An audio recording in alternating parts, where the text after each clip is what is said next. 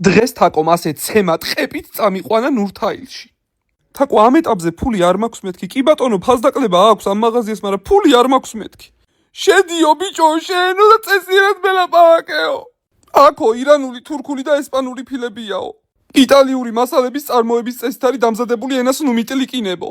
შემდეგ აქ მეუბნება რომ ნახე უნიჟაროთ რა კარგიაო ესო და მე სახლში რო წაიღებო შენ თვითონ დაამზადე ნიჭარაო და ხელობა ისწავლეო არაფრის მაქნისი რო არ ხარო. თაკო რად მინდა მეთქი ეს ამას როგორ უნდა გამოვიყენო მეთქი ენას ნუ მიტლიკინებო. შემდეგ მეუბნება რომ სამზარეულოში ეს გააკარი ძალიან ლამაზიაო. თაკო მეთქი ბებია ჩემი ხარ? ჩაიდანები რატომ უნდა ეხატოს ჩემ სამზარეულოში თქო?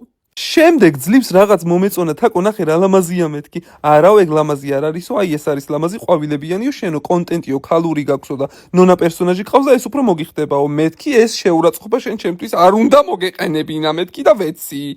შემდეგ ცოტა ხანში ისევ შევრიგდით და გავაგრძელეთ სვლა. ნამდვილად მომეწონა ეს ხელსაბანი და უცებ მეუბნება სარკეში ჩაიხედე რას გავხარ შეუბედუროო.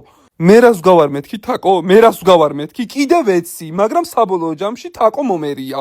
თელ კიკვიძის ქუჩას ჩვენი ხმა ესმოდა. აი აქ კი ყველა ფილა მომეწონა სამზარეულოსთვის.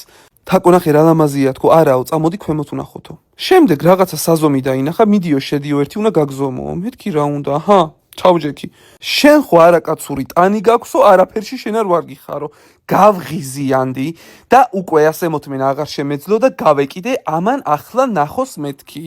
აი მე ნეტა არ გავკიდებოდი. ნეტა არ გავკიდებოდი რა ძალა მეთქა. მანამდე როგორც გითხარით თანხა არ მქონდა. იდეალურ ფასებს კიდევ 20% დააკლო მაღაზიამ. თაკომ შემარცხვინა და ეს ყველაფერი რაც შევუკვეთეთ ნისიაზე ჩააწერინა მაღაზიას. ძალიან შემწვა, მაგრამ მაღაზიის წარმომადგენელმა გითხრა არ არის პრობლემაო, გამონაკლის დავუშვებთო.